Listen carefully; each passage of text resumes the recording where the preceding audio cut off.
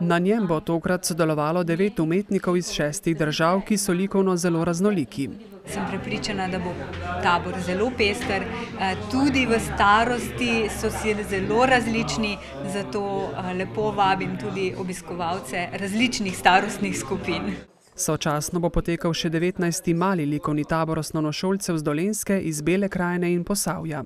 In letos smo k sodelovanju ponovno povabili vodjo tabora malega likovnega, gospoda in priznanega ilustratorja Petra Škerla iz Dolenjskih Toplic, ki je bil pa prej tudi naš občan. Osrednji dogodek tega meseca pa je jubilejna 30. prireditev iz Trebanjskega koša s poudarkom na dnevu Keltov in Rimljanov naslednjo soboto.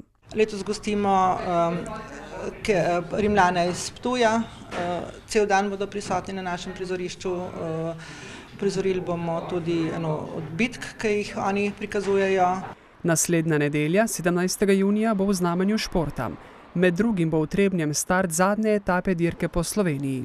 To bo potem ob 12. uri štart kronometra proti Novemu mestu in nadejamo se, da bo borba do konca in da dobimo zmagovalca v nedeljo. 10. praznik občine Trebnje bodo obeležili slavnostno sejo 21. junija ter podelitvijo priznanj in plaket. Tukaj se je nekako izpelo, če je to praznovanje v samem Trebnjem, ko pa gremo, to se pravi, smo bili v Dobrniču, pa na Veliki Loki, pa zdaj bomo v Nemški vasi. Praznovanje bodo zaključili 29. in 30. junija z Baragovimi dnevi, ko bosta na sporedu maša in slavnostna akademija. V soboto 30. junija pa bo tradicionalni pohod po Baragovi poti, začetek bo ob 7. uri zjutraj. Start pohoda bo izpred župnijske cerkve v Trebnjem.